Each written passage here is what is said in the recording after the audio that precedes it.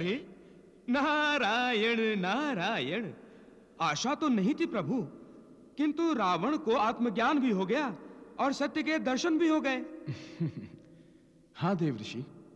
प्रभु, रावण अब तो सीधा भगवान राम की शरण में ही जाएगा ना? जो आप पूछ रहे हैं देवऋषि, वही प्रश्न शनिदेव के मन में भी उठ रहा है। हाँ, वो देखिए, अपने प्रश्नों के साथ शनिदेव रावण के कक्ष में प्रकट होने जा रहे हैं। हाँ।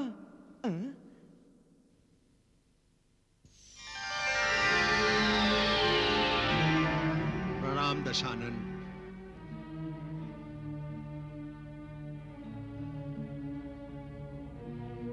आप मुझे प्रणाम कर रहे हैं? प्राणी के भीतर की हर प्रभु भक्ति को शनि प्रणाम करता है।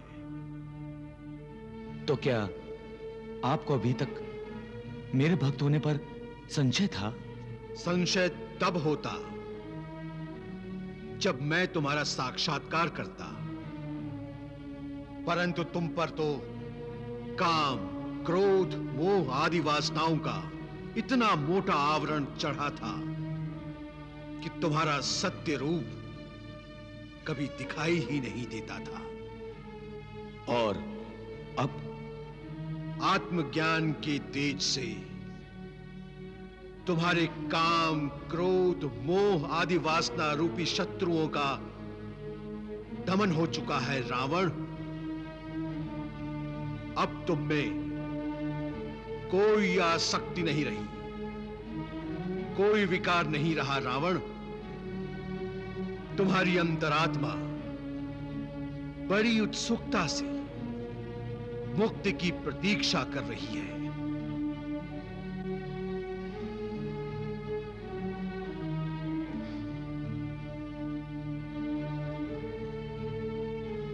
शनिदेव, उन अपराधों के लिए आप मुझे क्षमा कर दें। रावण, क्षमा तो उसी समय हो चुकी जब तुम्हें आत्मज्ञान हुआ। अब तुम श्री राम की शरण में चले जाओ। नहीं शनिदेव, अब मैं युद्ध करूंगा। प्रभु श्री राम से युद्ध करोगे? हाँ शनिदेव, मैं एक योद्धा हूं और मरूंगा तो युद्ध भूमि पर ही मरूंगा। और यह एक युद्ध नहीं होगा, बल्कि एक महापूजा होगी। महापूजा? हाँ, प्रभु श्री राम की महापूजा। और उस महापूजा में फूलों के स्थान पर दशानन रावण के सिर कटेंगे। धन्य हो दशानन,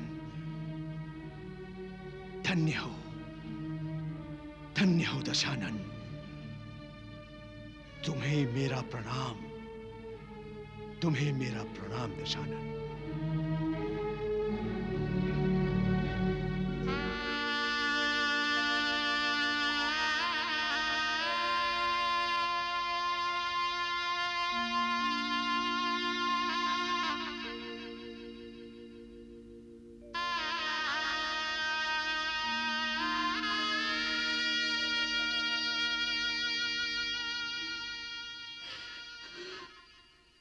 मंदोदरी, मैं युद्ध करने रणभूमि जा रहा हूं। मुझे शुभकामनाओं के साथ विदा करो।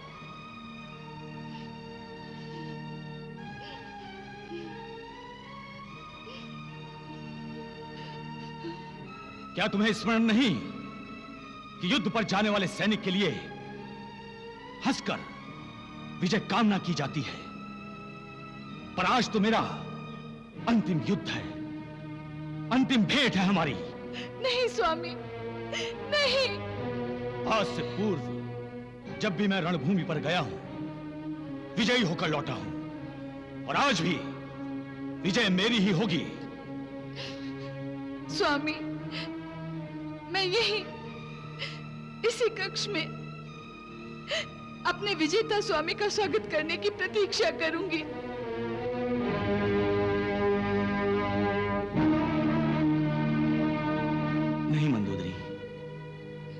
तुमने जी भर कर मेरा स्वागत किया है।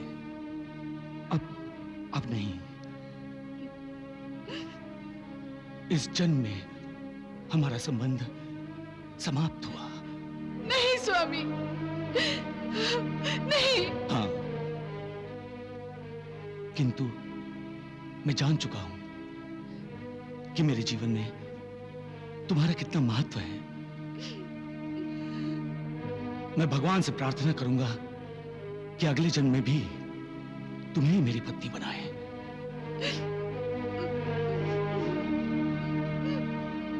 तुम सत्य कह रही थी मंदोदरी। श्री राम प्रभु है, प्रभु है मंदोदरी, प्रभु है। और आज मैं उनसे मुक्ति पाने जा रहा हूं। नहीं, मैं मुक्ति पाने जा रहा हूं मंदोदरी। मुझे युद्ध पर जाने दो। नहीं स्वामी, मुझे जाने दो। मुझे विजय तिलक लगाओ मंदोदरी, मुझे विजय तिलक लगाओ।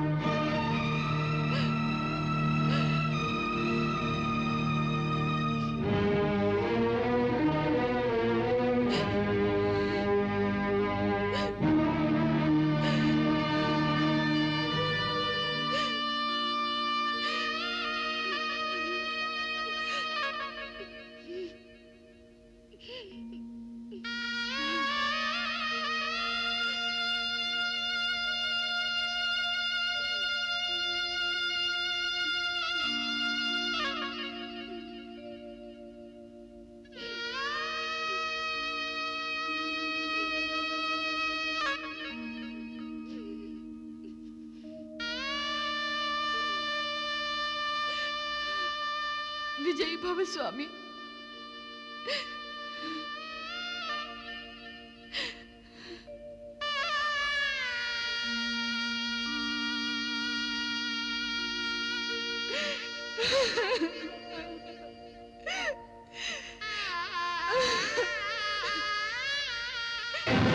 कहाँ है तुम्हारा राम? मुझसे भयभीत होकर कहाँ छुपा है? जिसका नाम लेने से ही भय भाग जाता है, वो तुमसे क्यों भयभीत होंगे? मैं पूछ रहा हूं, राम कहाँ है? बताओ, अन्यथा हम तुम्हारे प्राण हरण कर लेंगे। प्रभु की इच्छा के बिना तुम कुछ नहीं कर सकते रावण। श्री राम परमेश्वर है और परमेश्वर का साक्षात्कार सहज नहीं होता। सच्चे दिल से पुकारो, प्रभु श्री राम स्वयं दर्शन देंगे। प्रभु अपने भक्त को कभी निराश नहीं करते। राम, राम, राम, कहाँ हो तुम? कहाँ हो तुम? कहाँ हो तुम? नारायण नारायण। वाह, क्या व्याकुलता है, कितनी तड़प है रावण के हृदय में आपसे मिलने की प्रभु। मेरे सामने आओ। प्रभु, ये उलाहना है, आदेश है, धमकी है, क्या है ये?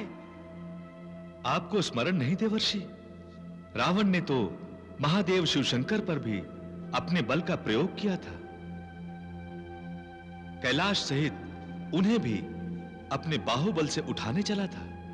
तो क्या आज भी कुछ ऐसा ही देखने को मिलेगा प्रभु? यदि तुम मेरे सामने नहीं आए तो मैं महाअस्त्र प्रकट करके पृथ्वीलोक ध्वस्त कर दूंगा।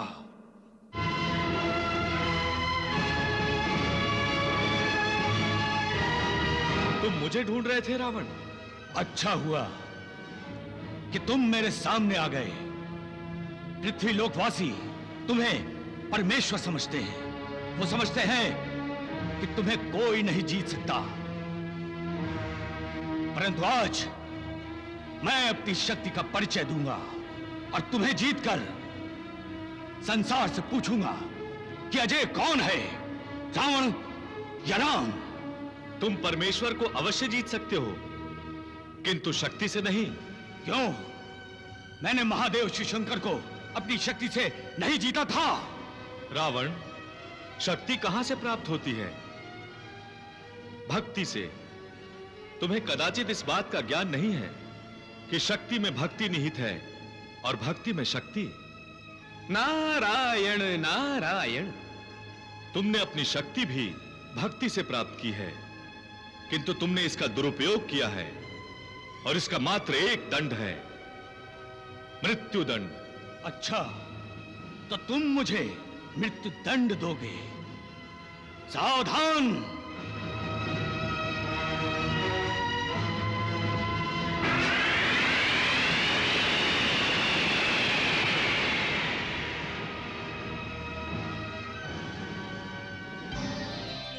प्रभु, रावण ने तो श्री राम के चरणों में प्रणाम कर दिया। देखिए देखिए त्रिदेवो, कैसे प्रभु की प्रभुता को स्वीकार किया है रावण ने। नारायण नारायण।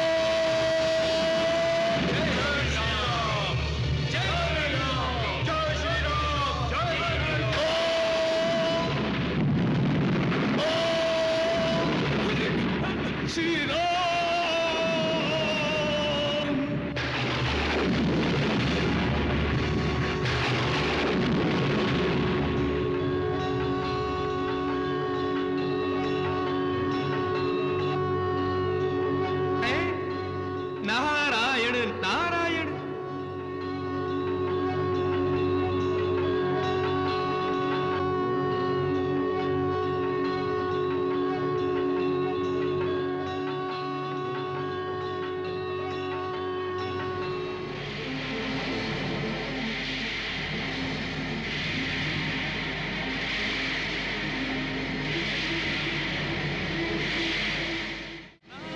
नारायण नारायण। अंततः दशानन रावण का इस युग का आवागमन समाप्त हो गया। वो तो होने ही वाला था देवर्षि, किंतु रावण के माध्यम से समस्त लोकवासियों को यह ज्ञान दिया गया है कि अटूट शक्ति प्राप्त करने के उपरांत भी यदि उस शक्ति का मर्यादित उपयोग और प्रयोग न किया जाए तो प्राणी का रावण के समान अधोपतन हो जाता है। प्रणाम भ्राताश्री। प्रणाम। तुम मेरी प्रतीक्षा कर रहे हो? हाँ भ्राताश्री, हमें विष्णु लोक जाना चाहिए। चलिए।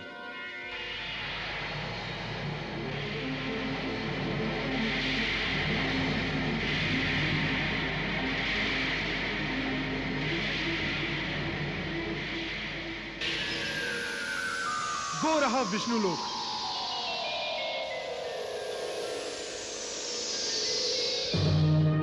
ये क्या हुआ? विष्णु लोक अदृश्य कैसे हो गया? मैं समझ गया कुंभकर्ण। हमें 3 योनि तक असुर बने रहने का श्राप था ना? हाँ भ्राताश्री। विष्णु लोक परम धाम है, जहां पहुंचकर जीवन चक्र समाप्त हो जाता है। किंतु हमारी तीसरी योनि अभी शेष है। एक जन्म अभी और लेना है हमें। भगवान के हाथों से मृत्यु पाने वाला मोक्ष प्राप्त करता है। हमारे और मोक्ष के बीच में शाप कैसे आ गया? इसका उत्तर तो भगवान विष्णु ही देंगे। हे भक्त वत्सल, हम दोनों भाई आपके पार्षद हैं। हम पर कृपा कीजिए। हमें दर्शन दीजिए प्रभु। हमें दर्शन दीजिए प्रभु।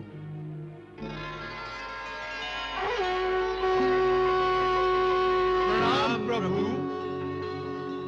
शुभम भवतु। हम आपकी शरण में आए हैं प्रभु। मुक्ति की खोज में युगों युगों से भटक रहे हैं प्रभु। प्रभु, हम दो बार आपके द्वारा वध किए जाने पर भी आपका परम धाम प्राप्त क्यों नहीं कर सके? हम कृपा करके हमें बताइए प्रभु। जय विजय, कर्म बंधन अत्यंत जटिल होता है। जीव यदि किसी पुण्यात्मा के शाप से ग्रस्त हो जाए तो प्रकृति की सारी मर्यादाओं को तोड़कर शाप की मर्यादा में बंध जाता है। तुम्हें सनक आदि पुण्यात्माओं का शाप मिल चुका है।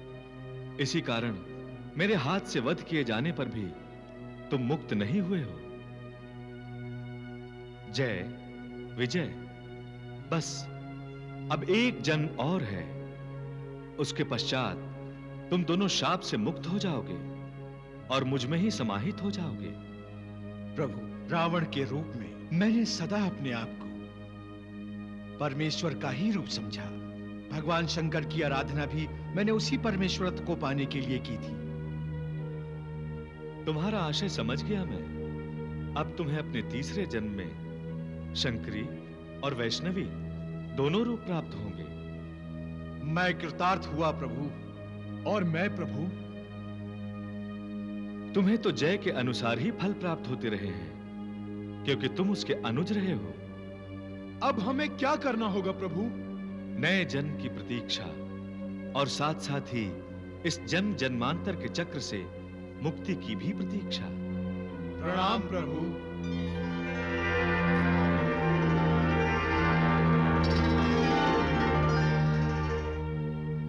प्रभु श्री रामचंद्र की जय। प्रभु श्री रामचंद्र की जय। महाराज विभीषण, अब आप लंका के अधिपति हैं। जाइए और दशानन की पत्नियों को सांत्वना दीजिए और दशानन का अंतिम संस्कार कीजिए। जो आज्ञा प्रभु। भैया, अब आप हनुमान जी को अशोक वाटिका भेज दीजिए। हाँ लक्ष्मण। हे पवन पुत्र, महाराज विभीषण की आज्ञा लेकर आप अशोक वाटिका में जाइए। सीता को पूर्ण समाचार सुनाकर यहां ले आइए। जो आज्ञा प्रभु।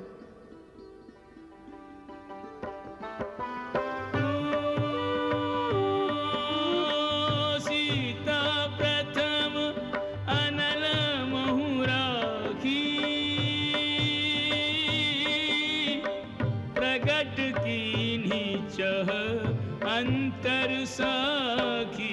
राम सिया राम जय जय राम। राम सिया राम जय जय राम। नारायण नारायण। साधारण लोगों के लिए सीता की अग्नि परीक्षा हो रही है, परंतु श्री राम अपने भार्या सीता की प्रतिमा को अग्नि प्रवेश करा के वास्तविक सीता को अग्नि से बाहर ला रहे हैं। नारायण नारायण। पावक प्रबल देखी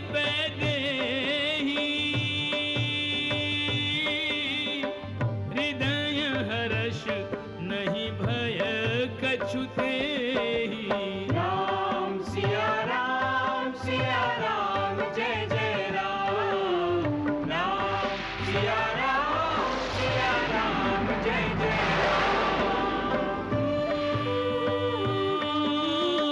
जो मन बच क्रम मम उर्माही तज रघुबीर आन गति नाही राम सिया राम जय जय राम सिया राम जय जय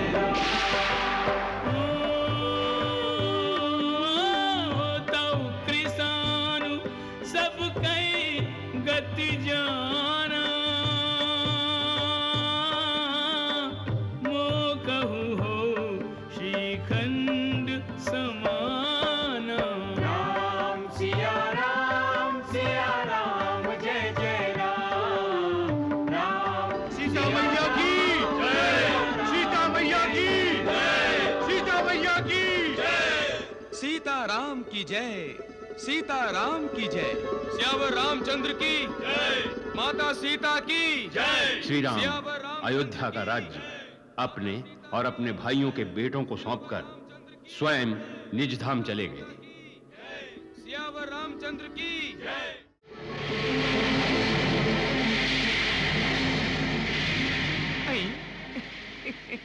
प्रणाम देवर्षि। कल्याणमस्तु।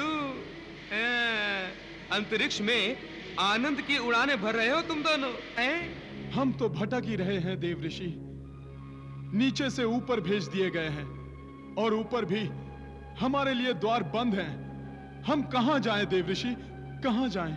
निराश क्यों हो रहे हो? प्रभु ने द्वापर युग में तुम्हें मुक्ति देने का वचन दिया है ना? ये द्वापर युग ही तो है देवर्षि, किंतु हमें अपनी मुक्ति की कोई संभावना दिखाई नहीं दे रही। संभावना तो प्रभु के अवतार से जुड़ी हुई है कैटब। तो प्रभु अवतार कब लेंगे देव ऋषि? हमें और कितनी प्रतीक्षा करनी पड़ेगी? नारायण नारायण, समय आ गया है मधु कैटब। भगवान विष्णु ने स्वयं कारागृह में बंद देवकी और वसुदेव को चतुर्भुज दर्शन देकर बाल रूप ग्रहण कर लिया है। ये भगवान के अवतार की उद्घोषणा है और तुम्हारे पापों की समाप्ति की सूचना है। नारायण नारायण।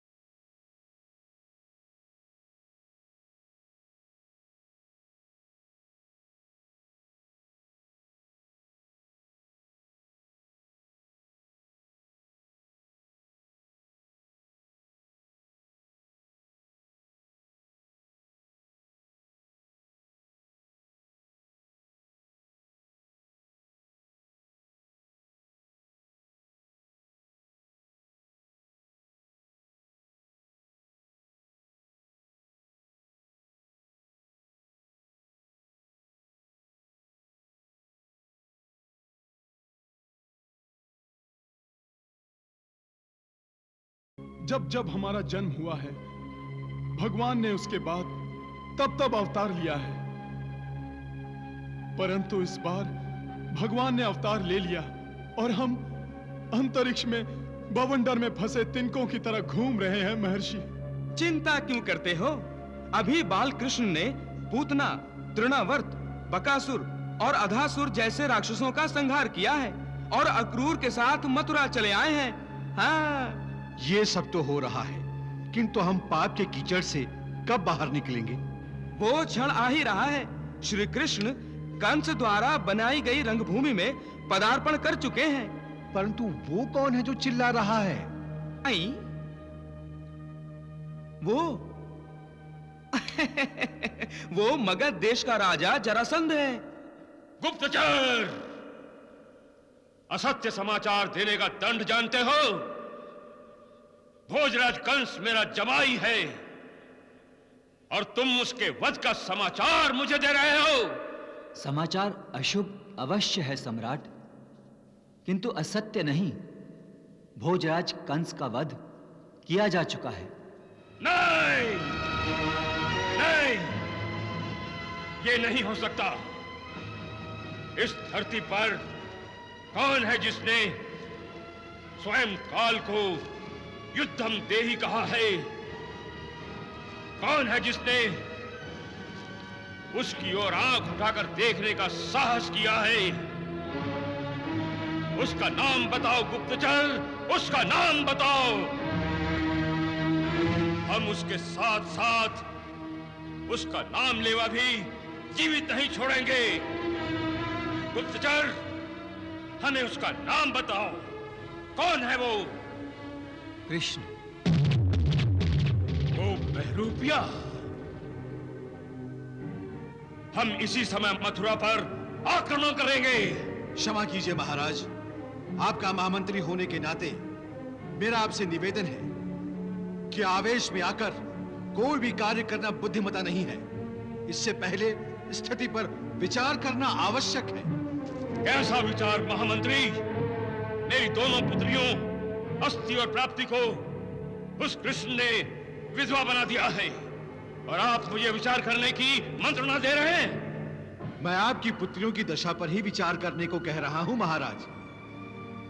मथुरा पर आक्रमण करने से पहले यह सोच लीजिए कि आपकी दोनों पुत्रियां मथुरा में हैं और कृष्ण के अधिकार में हैं। अर्थात युद्ध में कृष्ण अस्थि और प्राप्ति को ढाल भी बना सकता है और उन दोनों का वध भी। महामंत्री, क्षमा कीजिए महाराज, आक्रमण से पूर्व अपनी पुत्रियों की सुरक्षा का प्रबंध कीजिए महाराज। पहले उन्हें मगध में ले आना अति आवश्यक है। वो कैसे आएंगी यहाँ? कौन लाएगा उन्हें? आपके सामंत राजा दमघोष और राजा बृहद शर्मा। वो दोनों तो कृष्ण के संबंधी हैं। जी हाँ, वो दोनों कृष्ण के फूफा हैं। वो कृष्ण पर दबाव भी डाल सकते हैं और उसे समझा भी सकते हैं। और हमारे सामंत हैं, इसलिए हमारी आज्ञा का पालन करना उनका धर्म है। जी हाँ, उनकी आज्ञा का पालन करना कृष्ण का कर्तव्य है। आप ठीक कह रहे हैं। गुप्तचर, आज्ञा महाराज। राजा दमघोष और राजा बृहद शर्मा को शीघ्र बुलाया जाए। जो आज्ञा महाराज।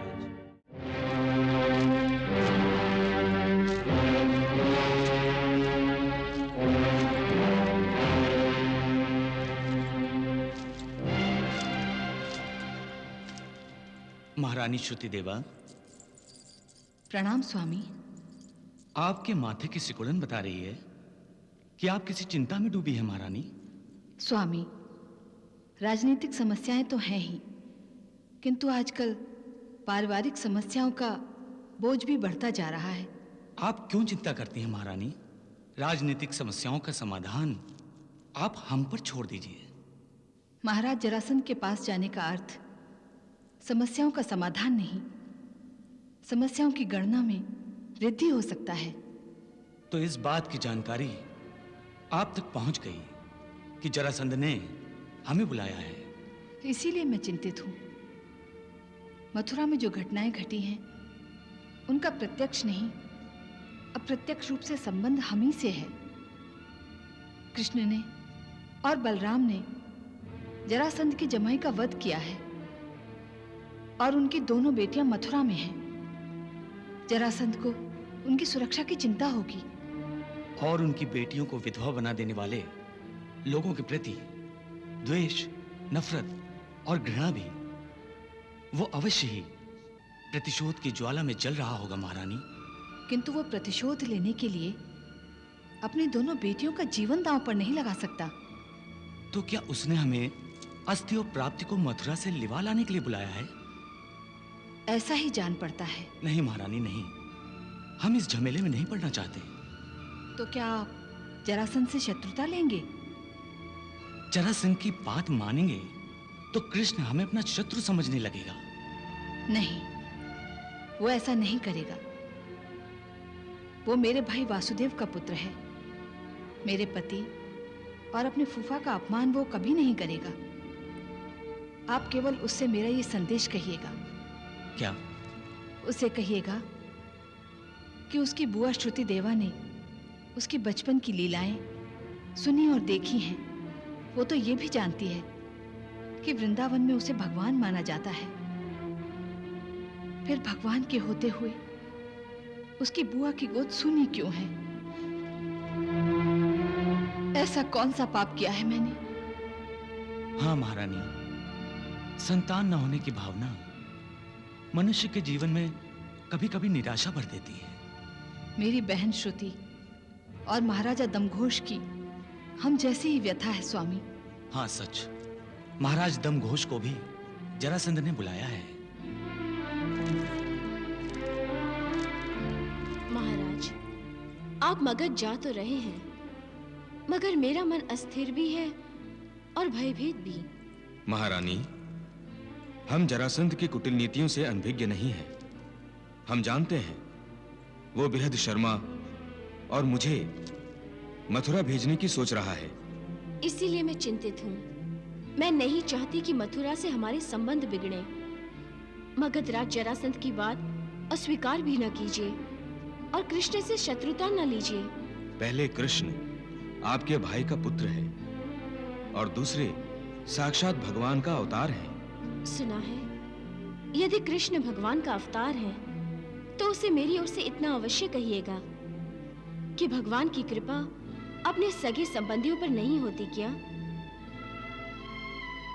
मैं भगवान की बुआ होते हुए भी संतान से वंचित हूँ। मैं क्यों अभी तक माँ नहीं बन सकी? श्रुति, भगवान के घर देर है, अंधेर नहीं। हमारी संतान होगी, अवश्य होगी। अच्छा, तो हम चलते हैं। शीघ्र लौटिएगा। मथुरा का समाचार सुनने को मन उत्सुक रहेगा।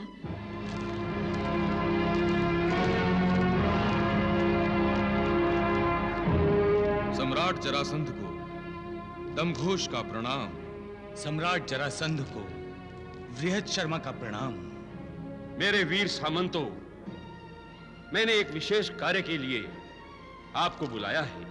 आज्ञा कीजिए महाराज। यह अशुभ समाचार आपको मिल गया होगा कि दुष्ट कृष्ण ने मेरे जमाई महाराज कंस का वध करके मेरी पुत्रियों को विधवा बना दिया है। हमें यह जानकर बहुत दुख हुआ सम्राट। हाँ महाराज, इस समय वो कुटिल कृष्ण मथुरा पर अधिकार जमाए हुए हैं। मेरी अस्थि और प्राप्ति दोनों पुत्रियां मथुरा में हैं। आप दोनों कृष्ण के संबंधी हैं। आप मेरी पुत्रियों को सुरक्षा पूर्वक मगध ला सकते हैं। हम आपकी आज्ञा का पालन करेंगे सम्राट। यदि हमारी आज्ञा का पालन करने में कोई विरोध उत्पन्न हो तो? विरोध होने की संभावना ही नहीं है सम्राट। मैं जानता हूं कृष्ण ने जो भूल की है वो उसे दोहराएगा नहीं, क्योंकि वो जरासंध की शक्ति से अनभिज्ञ नहीं है। फिर भी यदि कृष्ण ने विरोध किया तो हमारी आज्ञा है कि उसे राज्य सभा में बंदी बनाकर उपस्थित किया जाए। जो आज्ञा महाराज।